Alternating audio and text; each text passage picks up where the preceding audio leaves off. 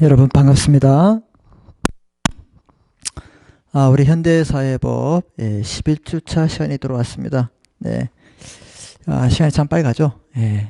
그리고 여러분들도 이제 열심히 공부하고 있을 거라고 보고 있는데, 의외로 여러분은 이제 시험을 이렇게 본 걸 제가 한번 이렇게 봐도 공부를 열심히 하고 있더라고요. 그래서 걱정을 안 해도 될 것 같아요. 진짜 열심히 하고 있죠? 자, 그래서 계속 우리 뭐 온라인 수업이지만 계속 여러분들이 반복해서 들으시고 이 복습을 좀 잘해 주시면 될 것 같습니다. 이해됐습니까?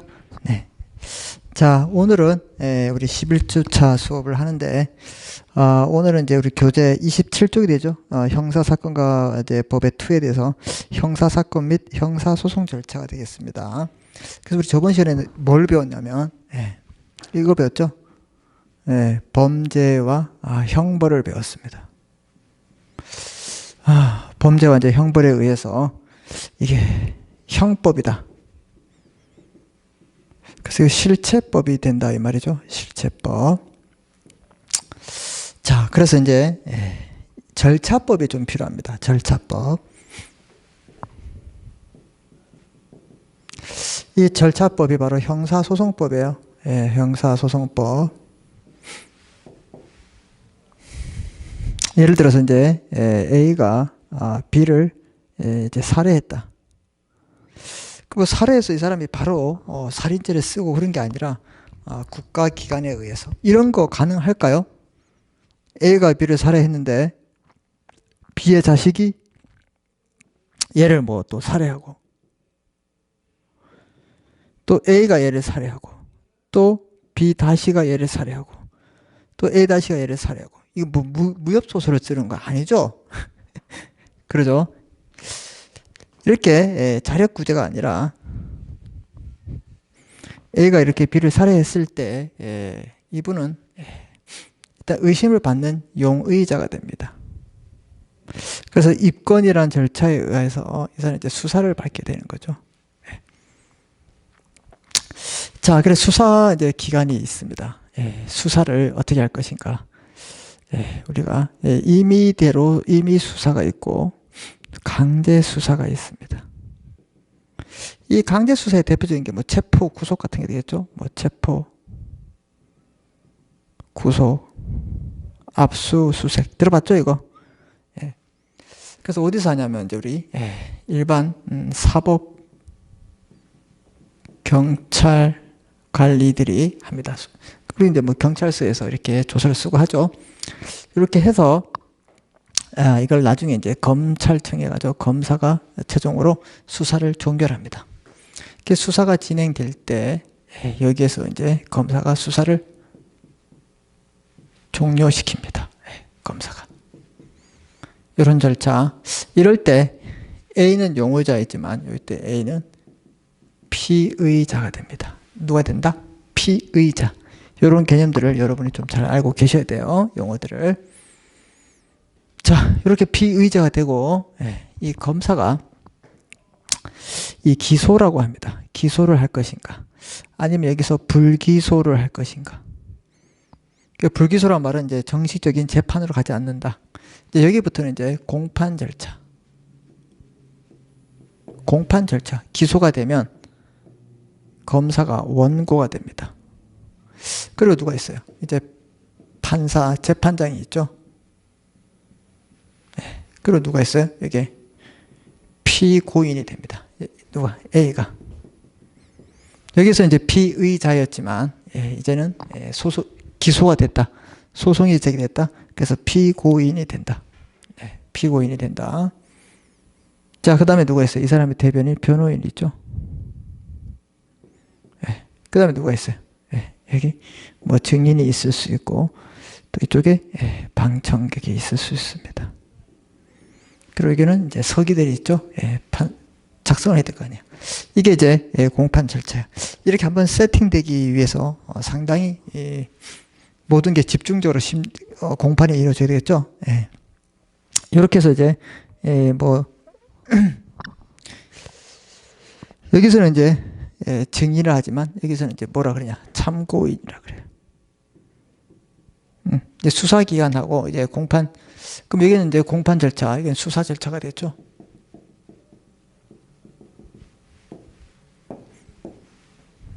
이렇게 돼서 이제 어떻게 해요? 판사가 이제 심증을 딱 얹고, 아, 이분이 진짜 죽은 게 맞구나 이랬을 때 형을 어떻게? 요 다음에 단계가 이제 형을 선고하죠. 그래서 판결이 나오는 거예요. 판결. 그리고 이제 뭐 판결이 나오면 이제 형을 집행한다. 그래서 이제 집행 절차가 나오는 거예요. 자, 그래서 우리 이제 이 절차를 배울 건데, 이렇게 용의자 입건돼서 수사기관의 수사를 의해서 검사가 기소를 하면 재판을 받고 판결, 형을 선고하고 판결이 되고, 이 판결에 따라서 형이 어떻게 해요? 집행된다. 이런 절차가 바로 형사소송법이다. 알겠습니까? 예. 그럼 보세요. 수사를 할 때 이 피의자의 인신을 확보하는 게 더 좋겠죠. 그리고 이제 재판할 때도 이제 불러서 재판을 하기보다는 구속시켜서 하는 게 낫다 이 말입니다. 그래서 그런 제도. 그리고 이제 구속을 이제 할 때 구속을 할 때 왜 날 구속을 하냐? 나를 구속할 필요가 없다. 나는 구속을 안 하고 어떻게 해요? 자유롭게 왔다 갔다 하겠다. 뭐 이렇게 할 수 있겠죠. 자, 이렇게 구속 체포할 때는 영장이라는 제도가 있습니다. 영장, 실질심사 이런 제도가 있는데, 그런 것들이 어디서 나오는지 이 그림을 보면서 한번 쭉 생각하면 됩니다. 그래서 여러분들 큰 그림, 이렇게 우리 형법에서 우리 저번 시간에 배웠던 게 여기에죠. 범죄. 여러분 기억할까요? 범죄가 되기 위해서 뭐가 필요하다? 세 가지. 그렇죠. 구성요건의 해당성, 위법하고 책임이 있어야 된다. 그 형벌에는 9종류가 있다. 생명에 대한 거 있었죠? 사형. 그러면 그 신체 자유형에 대해서 징역, 금고, 구류 있었다. 그 다음에 명예행위는 자격 정지가 있었다. 자격 상실이 있었다. 그 다음에 재산행위에서는 벌금, 가료, 몰수 이렇게 9가지 있다. 뭐 이런 걸 우리가 배웠습니다. 그래서 이런 실체적인 형성에 의해서 이렇게 형벌을 받기 위해서는 절차에 의해서 이 사람이 진짜 죄인인지를 따진다. 그래서 이번 시간에는 이제 그런 주제를 공부한다. 알겠습니까? 예. 자, 그래서 자, 27페이지 오시면 자, 우리 고소고발이라고 있습니다. 중요합니다. 고소고발. 여러분 고소해 이런 말 들어봤죠? 예. 그래서 고소고발 이런 이야기 좀 보겠습니다. 고소란 범죄의 피해자 또는 그 일정한 관계에 있는 고소권자가 수사기관 또는 고소란 수사기관에 범죄 사실을 신고합니다. 고소권자가 신고해야지만 수사를 할 수 있는 거예요. 아무런 수사도 안 하는데 갑자기 경찰서에서 와가지고 당신 좀 수사합시다 이렇게 하면 될까요? 안 되죠. 고소는 수사기관에 범죄 사실을 신고해서 범인을 처벌을 원한다는 의사표시를 합니다. 이게 고소가 됩니다. 반면 고소권자가 아닌 별표 치세요. 제3자가 수사기관에 하는 걸 고발이라 합니다. 그래서 범죄 사실을 신고해서 범인의 처벌을 원하는 표시는 고발. 그래서 고소는 누가 한다? 고소권자가 한다. 고발은 제3자가 한다. 알았죠? 그래서 이 개념들 여러분이 좀 알아두시고, 자, 이렇게 고소 고발을 통해 수사기관이 범죄 사실을 인식해서, 그럼 보세요. 뭐 지나가는 사람이 뭐 이렇게 뭐 살인 사건이 났다 신고해서 어떻게 가서요. 얘가 뭐 갑자기 이제 현행범이죠. 이런 경우. 이럴 때는 이제 바로 현장에서 체포해서 할 수 있고, 이런 사건 말고 다른 사건들, 뭐 폭행죄 이런 것들 많죠. 뭐 이런 것들도 어떻게 뭐 고소나 고발에 의해서 수사기관이 어떻게 수사를 한다 이 말입니다. 자, 2번. 그래서 고소 고발을 통해 수사기관이 범죄 사실을 인식하여 사건부에 기록하는 것을 동그라미 칩니다. 입건이란다. 그래서 이제 용의자를 이제 사건부에 기록한다. 입건시킨다. 입건. 입건을 통해서 수사 대상이 된 사람을 이제 뭐라 한다? 이제 이 사람이 용의자에서 이제 뭐라 된다? 피의자 된다. 수사기관에 오면 이 사람은 피의자. 공판 절차에 가면, 재판에 가면 이 사람은 뭐가 된다? 예, 피고인이 된다. 피고 이런 말 안 써요. 우리 민사에서 원고 피고 쓰지, 형사에서는 피고 이런 말 없어요. 자, 그런 개념 잘 기억하십시오. 3번, 타인으로 하여금 형사처벌 또는 징계처분을 받게 할 목적으로 공무소 또는 공무원에 대해서 허위 사실을 신고함으로써 성립하는 죄를 동그라미 칩니다. 무고죄다. 그래서 우리 허위 사실을 신고해서 저 사람 처벌받게 하기 위해서 이렇게 했다. 그럼 우리 무슨 죄라? 무고죄. 무고죄. 들어봤죠? 예, 무고죄라 한다. 이런 것들 여러분이 좀 기억하셔야 됩니다. 무고죄. 자, 4번 친고죄라 하면 고소권자가 고소에 의해서만 공소를 제기할 수 있어요. 어떤 거냐면 기억해야 됩니다. 모욕죄. 모욕당한 사람이 이렇게 고소를 해야지만 저 사람을 처벌할 수 있지. 모욕당하지 않은 제3자가 했다? 이건 안 된다 이 말입니다. 그래서 고소권자가 고소에 의해서 처벌을 받을 수 있는 게 친고죄다. 이게 친고죄. 그래서 고소권자가 고소를 해야지만 공소를 제기할 수 있는 범죄, 친고죄. 모욕죄, 비밀침해죄. 피해자의 의사에 반해서 처벌할 수 없는 범죄가 있어요. 폭행죄예요. 그래서 이제 막 폭행을 했는데, 폭행했는데 이제 제 처벌을 하지 마세요. 이렇게 했는데도 얘를 처벌해야 돼. 수사기관에서. 이렇게 할 수 있을까 없을까요? 없다 이 말입니다. 이걸 반의사 불벌죄라 합니다. 그래서 명예훼손죄, 그 다음에 폭행죄 이런 것들은 반의사 불벌죄를 하고 모욕죄, 비밀침해죄. 비밀을 침해 당한 사람이 해야지 비밀을 침해 당하지 않는 사람이 그런 거 했다. 그건 말이 안 되죠. 무슨 말인지 알겠습니까? 자, 지금 요거 했던 개념들 고소 고발, 그 다음에 입건, 그 다음에 피의자, 그 다음에 무고죄, 그 다음에 친고죄, 반의사 불벌죄 이런 개념들 여러분 이제 기본적으로 알아두시고 이제 수사, 이런 이제 수사의 절차에서 필요한 거 이것들 한번 우리가 공부해 봅니다. 알았죠? 네.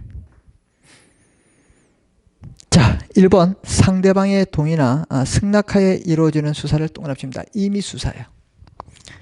그 상대방의 동의나 동의하에 이루어지는 거 임의 수사. 이게 원칙이에요. 수사할 때 상대방의 동의를 받고 수사를 해야지 강압적으로 하면 안 된다 이 말입니다. 알았죠? 네. 이런 수사. 상대방의 동의나 승낙하에 이루어지는 수사를 동그라미 친다. 임의 수사. 이게 원칙이다. 원칙 써놓고 임의 수사에는 뭐가 있냐? 피의자 신문, 참고인 조사, 임의 동행들이 있다. 그래서 이런 것도 좀 기억할까요? 네. 임의 수사에는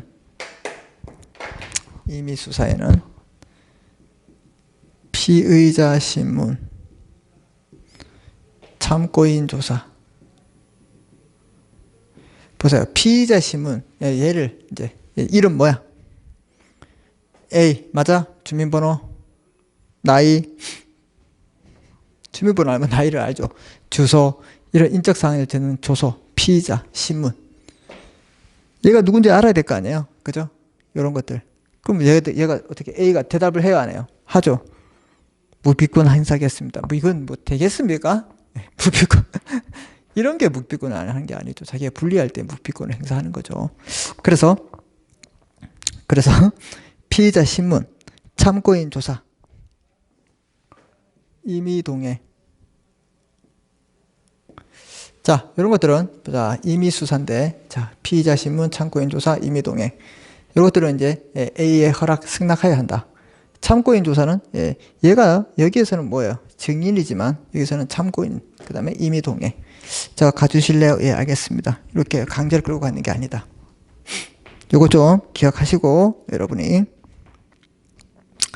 반면 수사기관의 강제 처분에 의한 수사, 즉 상대방의 동의 없이 이런 수사를 동그라미 칩니다. 강제 수사를 합니다. 뭐가 있냐? 체포, 구속, 압수수색, 검증, 증거보존 등등등 이런 것들. 그래서 강제 수사에는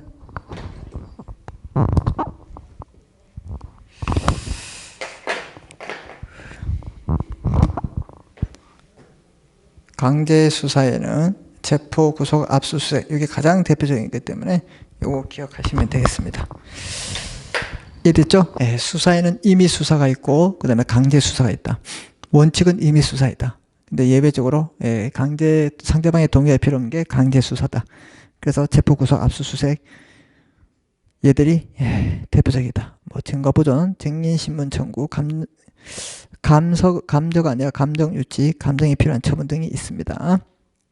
자, 이렇게 수사기관에 피의자를 출석시켜서 요구해서 진술을 듣는 것을 피의자 신문이라 한다. 피의자 신문. 그래서 피의자 신문. 임의 수사 방법이죠. 그래서 이름 물어보고 주소 물어보고 너 이렇게 했어 안 했어 이렇게 물어보는 거예요. 그래서 피의자의 진술을 듣는 것을 뭐라 한다? 피의자 신문. 그래서 이 작성하는 조서를 피의자 신문 조서를 한다 이 말입니다. 알겠죠? 예. 피의자 신문 조서. 이거 여러분들 이제 영화 같은 걸 보면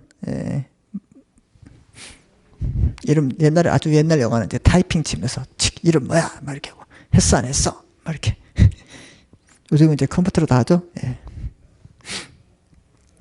자, 피의자는 출석 요구에 응할 의무가 없고 출석을 한 때에도 언제든지 퇴거할 수 있다. 이게 임의 수사일 때는 그래요. 그런데 이 법은 이렇지만 거의 나가야 되겠죠. 그리고 진술을 거부할 권리와 변호인 조력을 받을 권리가 있다. 그래서 이걸 우리가 미란다 묵비권 행사와 미란다 원칙이라 합니다. 이런 게 있습니다. 자, 세 번째 동그라미 3번. 수사기관에 피의자 아닌 사람을 출석을 요구할 수 있는데 그 진술을 듣는 것을 참고인 조사라 합니다. 그래서 여기에서는 이제 피의자 아닌 A 이외의 사람들, 뭐 증인 같은 사람들, 봤던 사람들, B가 아니죠. 이게 B가 지나가는데 누가 봤냐? 뭐 C, D가 이걸 봤다. 그럼 C, D 이런 사람들을 불러서 얘기하는 걸 참고인 조사라고 합니다. 자, 그래서 참고인 조사를 하고 참고인은 수사기관의 출석에 대해서는 출석할 의무가 없고 진술 거부할 권리가 있고 조사 장소로부터 언제든지 퇴거할 수 있다. 왜? 자유롭게 할 수 있다 이 말입니다. 네. 그런데 뭐 거의 뭐 우리가 뭐 경찰서에서 이런 쪽지가 날아오면 어떻게 해요? 소환장이 오면 막 손에 땀이 나고 왜 불렀을까? 이렇게 생각하고 있죠. 원칙으로 이렇게 안 갈 수도 있다 이 말입니다. 자, 네 번째 체포. 근데 이 강제 수사 중에서 체포 있죠. 체포 동그라미 주세요. 체포는 상당한 혐의가 있고 동그라미 1번. 체포는 상당한 혐의가 있고 일정한 사유가 있는 경우 동그라미 2번. 단기간 수사 기간에 인치하는 거야. 상당한 범죄 혐의가 있고 그 다음에 일정한 사유가 있으면 체포할 수 있다. 그래서 체포영장에 의한 체포영장으로 체포가 하는 됩니다. 그 체포하기 위해서는 영장이 필요합니다. 이 영장은 법관이 이제 판사가 발부해서 법관이 발부해서 그걸 가지고 이제 이 사람을 체포하는데 현행 긴급 체포 같은 경우나 현행법 체포 같은 경우는 자, 막 이렇게 사람을 바로 죽이는 앞에서 보고 있는데 이 사람을 어떻게 법원에서 영장을 가져와서 이 사람 체포하면 시간적 효력이 있어요, 없어요? 여유가 없죠? 이럴 때는 나중에 사후에 영장을 제시할 수 있습니다. 자, 그래서 사전 영장주의가 예외로서 뭐가 있냐? 별표칩니다. 긴급 체포와 현행범 체포가 있다. 이런 때는 어떻게 한다? 예외적으로 뭐에 의한다? 그렇죠. 예외적으로 사후 영장이다. 시간의 촉박을 다투기 때문에 사후 영장이라 한다. 알겠습니까? 그걸 기억하시면 되겠습니다. 사후 영장. 자, 다섯 번째 이제 구속 동그라미 구속. 구속은 상당한 혐의가 있고 동그라미 1번 일정한 주거가 없고 동그라미 2번 증거인멸하거나 도망할 염려가 있을 때 3번 이럴 때 피고인 피의자를 구인 구금하는 제도가 구속이다. 가둬놓는다 이 말입니다. 그래서 피의자도 또는 피고인도 피의자도 다 구속해서 어떻게 수사를 받을 수 있고 재판을 받을 수 있다 이 말입니다. 그래서 구속은 상당한 범죄 혐의가 있고 일정한 주거가 없어야 돼요. 그 다음에 증거를 인멸할 수 있는 그런 게 있어야 된다. 그래서 이게 중요하다. 세 가지 기억합니다. 체포 요건과 구속 요건이 달라요. 자, 검사로부터 구속영장이 청구된 경우 구속 사유의 전부 등을 판단하기 위해서 판사가 구속영장을 발부한다. 자, 누가 청구한다? 검사가 청구하고 발부는 누가 한다? 예, 법관이 한다. 알았죠? 법관이 한다. 즉 판사가 한다. 구속영장을 자, 그래서 검사로부터 구속영장이 청구된 경우, 즉 구속 사유의 전부 등을 판단하기 위해서, 그래서 구속을 해야 돼. 이제 판사가 이렇게 한번 봐야 될 거 아닙니까? 왜 얘가 상당한 범죄 혐의가 있어? 그 다음에 주거가 없어? 증거 일몰할 경우가 있어? 이러면 얘를 당연히 구속해야지 이렇게 생각할 수 있다 이 말입니다. 무슨 말인지 아셨죠? 자, 그래서 검사로부터 구속영장이 청구된 경우에 구속 사유의 전부 등을 판단하기 위해서 판사가 구속영장을 발부하기 전에 피의자를 불러가지고 진술을 듣습니다. 그래서 이런 걸 뭐냐, 구속영장 발부 여부를 결정하는 절차를 거치는데 이를 피의자 신문, 중요합니다. 구속 전 피의자 신문. 구속하기 세서 안 했어요. 아직 안 했죠? 그래서 구속 전 동안에 구속하기 전 피의자 신문 한번 물어본다. 진술을 든다. 그 다음에 이걸 뭐라 그러냐, 다른 말로 영장 실질 심사를 한다. 그러니까 이런 거 말 들어봤죠? 예, 영장 실질 심사. 영장 실질 심사, 구속 전 피의자 신문은 이 사람을 어떻게 해요? 예, 구속하기 전에 이 구속에 필요한 요건들을 다 해당돼서 굳이 그 사람을 구속해야 된다. 이걸 한번 물어봐야 될 거 아니에요, 그 사람에게. 그래서 이걸 영장 실질 심사 또는 구속전 피의자 신문제도 이렇게 말합니다. 그래서 이거 꼭 기억하십시오, 여러분. 이런 것들 여러분 반드시 기억하셔야 돼요. 아셨죠? 네.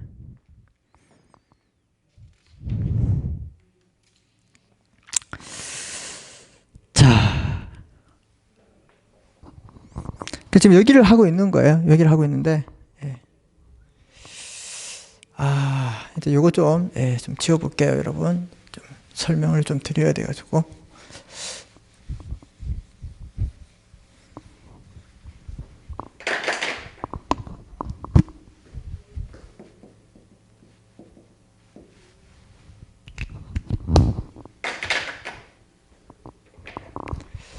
체포.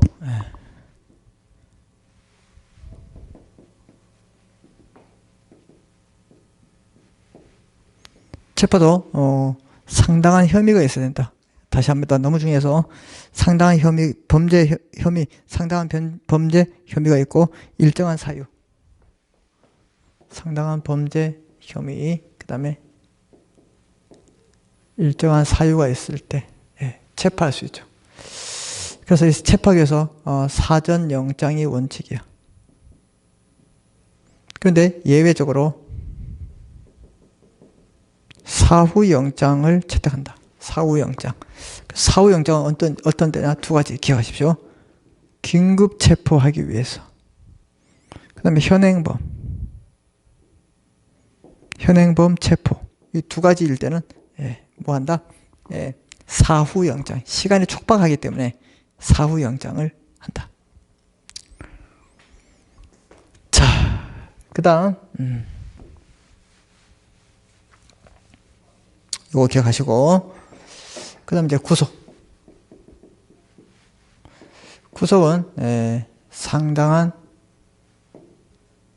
범죄 혐의가 있고, 두 번째 일정한 주거가 없어야 돼요. 그 다음에 세 번째 증거를 인멸하거나 도주 우려가 있어야 돼요. 그래서 얘랑 다르다, 체포랑. 이럴 때 뭐예요? 구속시킨다. 그래서 이런 요건을 위해서 아무나 구속시키면 안 되기 때문에 어떻게 돼요? 한번 불러서 물어봐야 되겠죠? 그래서 뭐냐? 구속 전에, 앞전자, 구속 전에 피의자를 신문한다. 아니면 이걸 다른 말로 영장 실질 심사를 한다. 요거 여러분이 꼭 기억하시라. 너무 중요합니다. 알았죠? 네, 요거 체포, 구속. 이 체포와 구속은 강제 수사의 대표적인 겁니다. 이해됐습니까? 요거 여러분이 반드시 기억하셔야 됩니다. 요거 여러분이 기억하시고. 자, 그 다음에 예. 5번에 보시면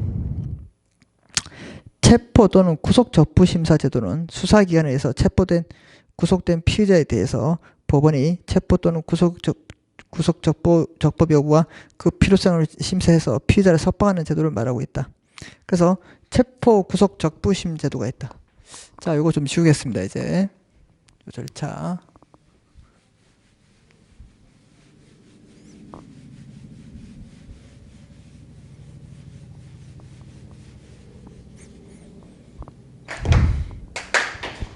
이렇게 해서 체포 구속이 됐어요. 이 사람들은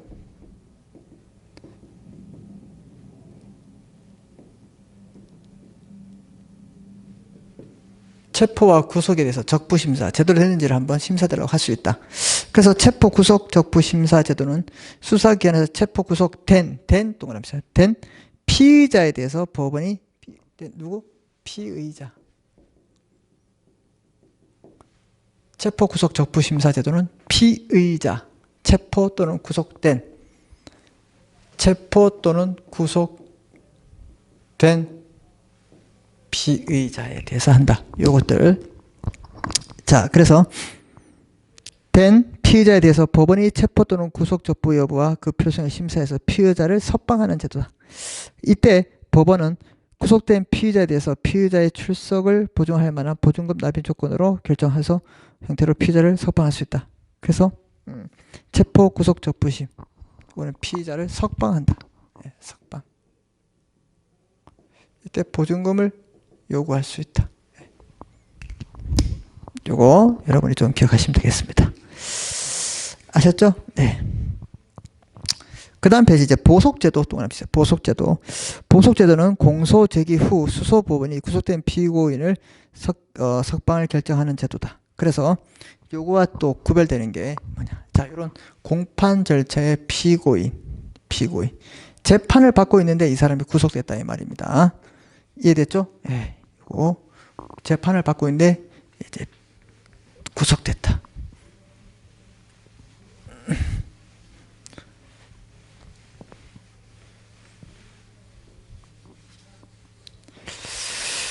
자, 그래서 얘는 이제 체포 구속 적부 심사는 체포 구속된 피의자를 말하고 있지만 우리 보석 제도는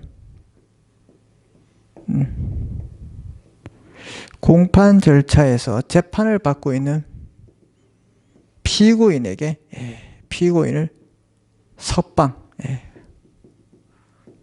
구속된 피고인을 석방해서 재판을 받게 하는 제도다. 그래서 보석제도는 공소 제기 후에, 그러면 공소가 제기했단 말은 뭐예요? 이제 재판이 진행되죠? 수소법원, 소송이 진행되는 법원을 수소법원이라고 그래요. 이 수소법원이 구속된 피고인의 석방을 결정하는 제도로서 보증금의 납부와 다른 적당한 조건을 붙여서 구속 집행을 해제하는 재판 및 그 집행을 의미한다. 그래서 얘도 이제 적당한 조건을 붙인다.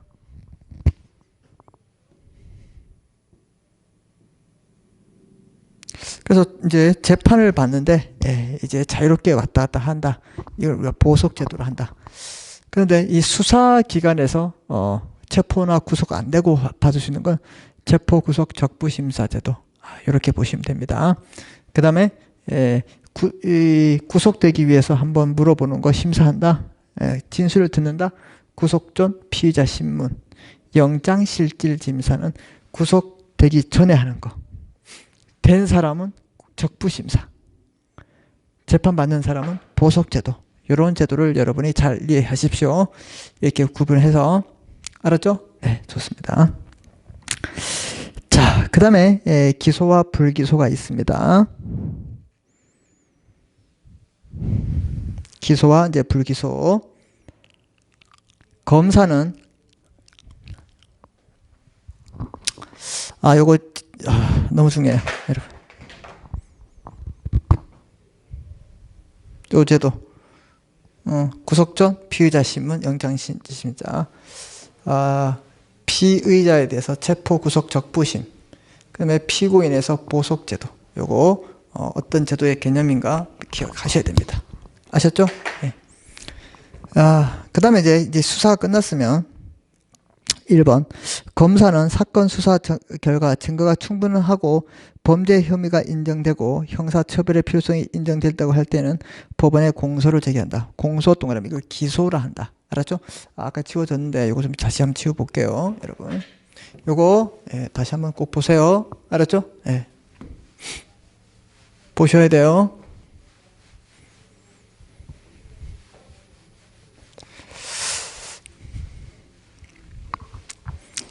제가 지울 때 저를 보지 마시고 말씀드렸죠?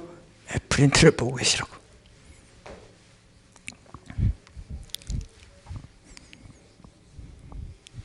자, 아까처럼 이렇게 이제 간단하게 보시면 이렇게 입건이 돼서 수사기관에서 수사를 받다가 수사가 종결됩니다. 수사 종결. 그러면 검사가 공소를 한다, 기소를 한다, 아니면 기소하지 않는다. 요거예요. 아까 말씀드렸죠? 자, 그래서 보시면 여러분 검사는 사건 수사 결과 증거가 충분하고 범죄 혐의가 인정되고 형사처벌을 필요성이 있을 때는 법원에 공소 제기한다. 그래서 공소를 공소하는 것은 증거 충분 그리고 범죄 혐의가 있다. 이 사람은 확실해. 죄인일 거야. 이런 게 썼을 때 공소를 제기한다. 자, 공소가 되기 전에 범죄자에 대한 의심을 받는 자이기 때문에 피의자를 하죠. 그래서 여기에서는 피의자. 여기에서는 이제 공소가 되면 피고인. 아까 했죠? 피고인을 한다. 자. 그 다음 피의자에 대해서 공소가 되면 피고인이란다. 이거 구별해야 됩니다.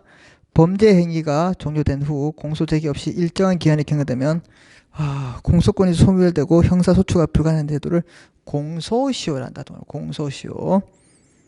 그 다음에 불기소 처분에 대해서 그 사유에 따라 기소유예. 그러면 이렇게 기소를 하면 공소 제기하면 기소지만 기소를 하지 않았다. 그럼 이걸 다른 말로 뭐예요? 불기소했다. 그럼 왜 불기소를 했느냐? 그 이유가 뭐냐? 그게 바로 이거예요.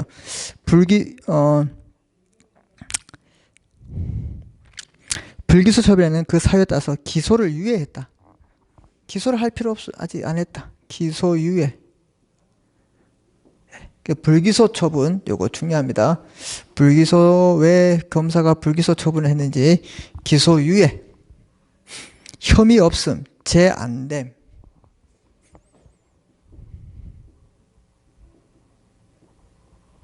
혐의 없음, 죄 안 됨. 이럴 때 혐의가 없고 죄가 안 되는데 뭐를 기소를 합니까? 쓸데없이. 그래서 혐의 없음, 죄 안 됨, 공소권 없어, 각하, 기소 중지.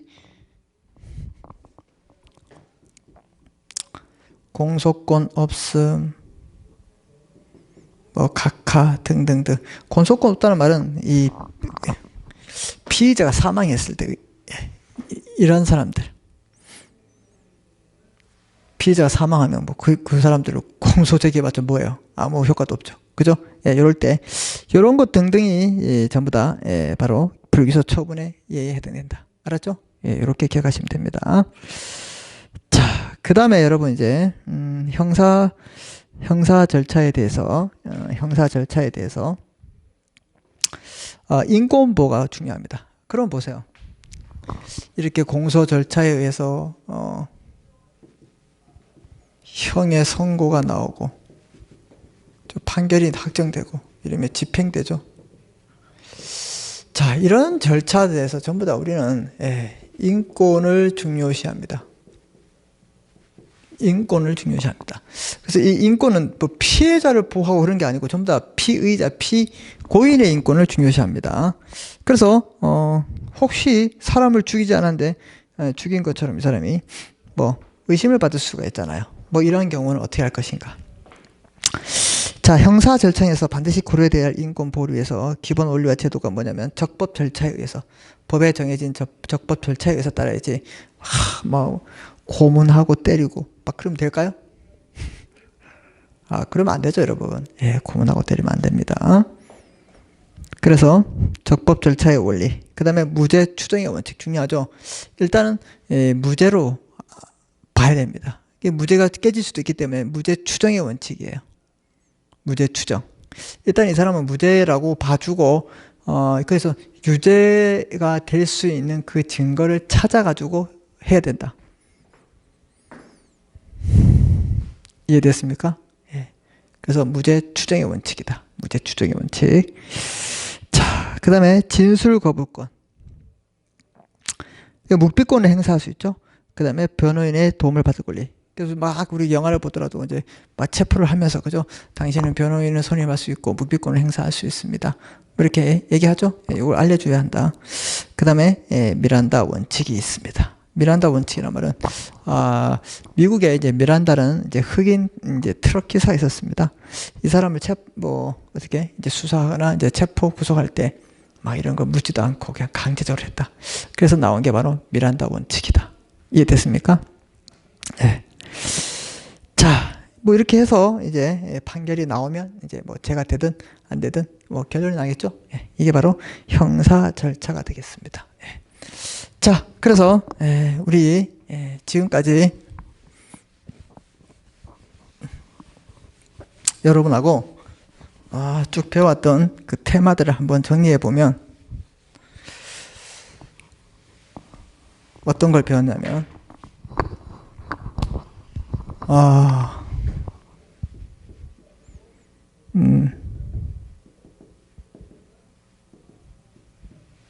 이 가족 생활과 그죠? 가정생활, 가족생활과 법에 대해서 우리가 쭉 배웠고, 그 다음에 경제생활과 법.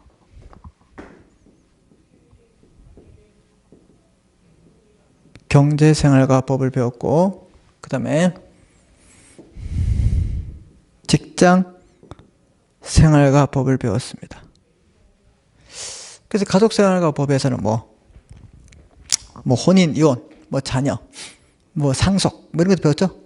그런 거 배웠고, 경제생활과는 뭐 계약 배우고, 그 다음에 등기 같은 거 배웠고, 직장생활에서는 근로기준법, 그죠? 그 다음에 노사관계법, 이런 걸 배웠죠? 그 다음에, 배웠던 게 이제 형사사건과 법. 그래서 형법과 형사 절차를 배웠다. 자, 이렇게 큰 테마를 이제 쭉 배웠고, 이제는 어쨌든 테마를 좀 달리해서, 이제 우리가 이제 스포츠와 법. 이제 배울 내용은 이제 스포츠와 법. 스포츠와 법. 그 다음에 이제 기업가 법. 그 헌법과, 여러분, 기본권 아시죠? 기본권. 그 다음에, 이러한 법과 생활했을 때 분쟁이 발생하면 분쟁을 해결해야 돼요. 분쟁. 그래서 분쟁 해결. 이 분쟁 해결하는 방법이 이제 뭐 사법기관에 의해서 해결할 것인가, 아니면 비사법기관에서 해결할 것인가. 이제 요걸 배우면 우리가 이제 이렇게 이제 종강을 합니다. 그래서 이제 여기서 우리 한 3개 테마를 배웠고, 2개 테마, 2개, 여기도 2개 정도 배웠어요. 그리고 이제 여기 이런 테마를 각각 하나씩 배우면 이제 우리도 이번 학기가 마무리되지 않나, 이렇게 보여집니다. 알겠습니까? 네. 그래서 스포츠와 법 29페이지, 스포츠 법학의 의, 가치, 필요성, 스포츠 인권과 관련된 법, 이런 것들이 있죠. 그래서 이제 이번 시간은 이제 여기를 조금 하고 계속 이어가도록 하겠습니다. 자, 그래서 우리 29페이지에 오시면 이제 스포츠 법과 우리 좀 공부를 해야 되는데, 그럼 스포츠 법학이라는 게 있을 것인가?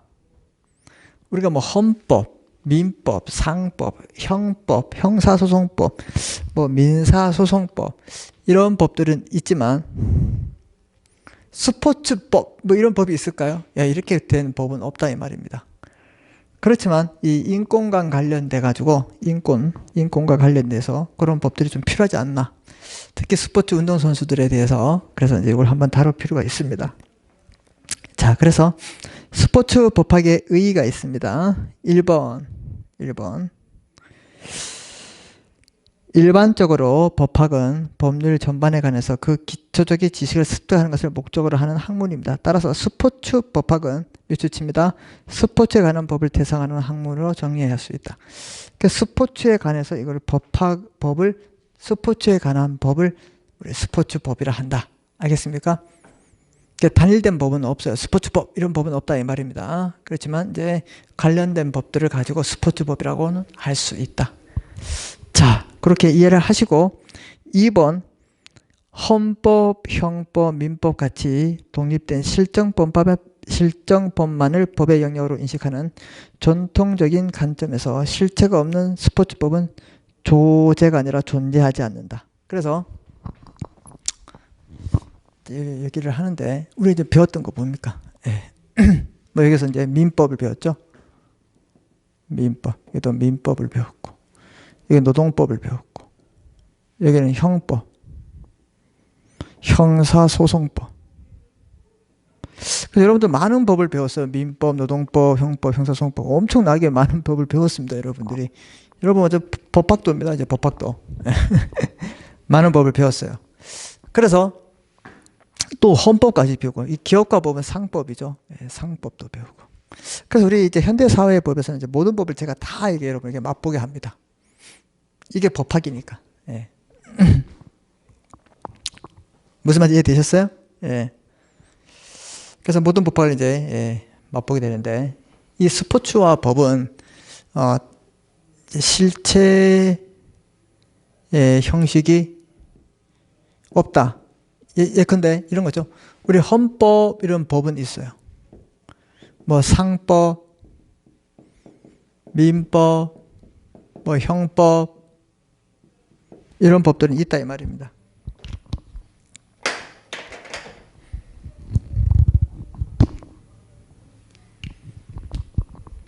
그런데 스포츠와 법 이런 법은 없다 이 말이에요. 알았죠? 네, 그런 거예요. 그래서 헌법, 형법, 민법 등 같이 독립된 실정법만을 법의 영역으로 하는 인식하는 전통적인 관점에서 실체가 없는 스포츠법은 존재하지 않는다 이 말입니다.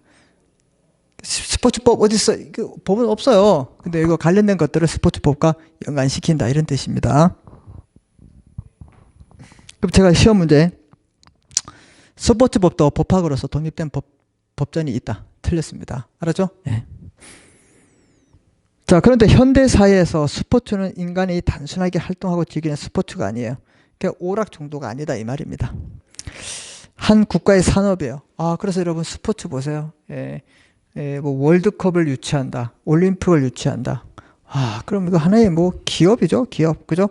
그리고 우리 뭐 이제 뭐 축구 선수, 프로 선수, 야구 선수 한 명이 거의 뭐 자동차 몇 대 파는 정도의 이제 수입을 벌어들이죠. 이거 완전히 스포츠가 이제 일시적인 오락이 아니라 뭐가 됐어요? 거의 산업화, 경제화가 됐다. 자, 그래서 현대 사회에서 스포츠는 인간이 단순하게 활동하고 즐기는 스포츠가 아니라 국가 산업이고 국력으로 발전할 만큼 성장했다 이 말입니다. 그래서 스포츠는 다양하고 전문성을 갖기 때문에 스포츠와 관련된 법들을 통해서 스포츠법을 우리가 이해할 수 있다 이 말입니다. 그래서 관련된 법들을 통해서 우리가 스포츠법이다 이렇게 이해하면 된다. 이해됐습니까? 예. 그렇게 여러분들이 이해하시면 돼요.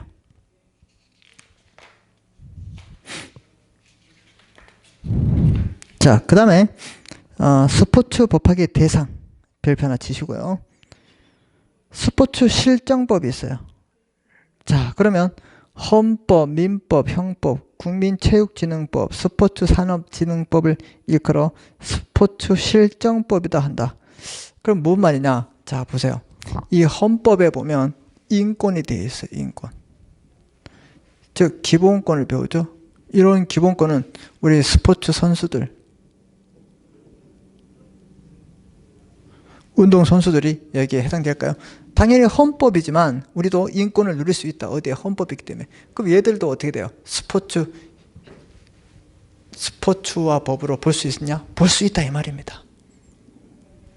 그 다음에 이 형법에도 뭐 감독자가 이제 뭐 성추행을 했다 이랬을 때 하지 말아야죠. 뭐 간음, 추행, 폭행 이런 것들 하면 안 되죠. 그래서 이것도 스포츠 법하고 연관시킬 수 있냐? 연결시킬 수 있다. 이렇게 실정법 역할도 한다 이런 뜻입니다. 그래서 뭐 헌법, 민법, 형법, 뭐 국민체육진흥법, 스포츠산업진흥법들도 전부 다 스포츠에 관한 실정법이다. 실제로 그 내용을 가지고 법으로 스포츠법으로 할 수 있다. 이렇게 이해하시면 되겠습니다. 이해하고 계시죠, 여러분? 네, 잘 따라오고 계세요. 그 다음에 스포츠법, 스포츠 고유법이 있어요. 스포츠 고유의 스포츠에 관한 규정이 있을 거 아니야. 스포츠 하다 보면 뭐 태권도를 하고 아니면 뭐 야구를 하도 뭐 어떤 뭐 그 구기 종목을 하든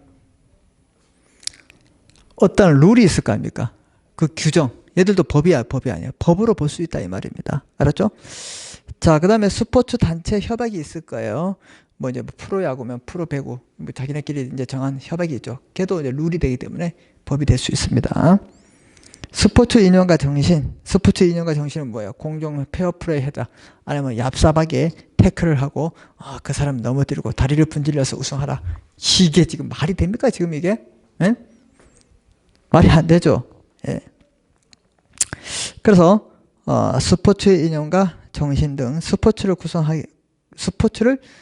이제 구성하는 것을 가능케 하고 스포츠의 존재와 그 자체에 관한 것만으로도 중요하다. 그래서 스포츠 실정법이 있고 스포츠 고유 룰 같은 게 여기에 해당된다. 이거 반드시 기억해야 됩니다, 여러분.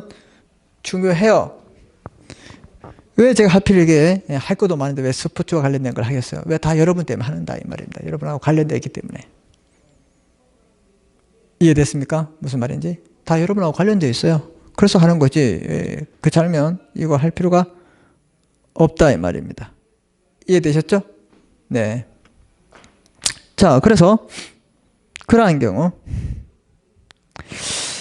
세 번째 국제 스포츠법이 있어요. 국제 스포츠법. 국제 스포츠법. 자, 이제 국제 스포츠법은 국경을 넘어서 규정합니다. 자, 보세요. 우리 올림픽을 하는데 통일된 규정을 해야지.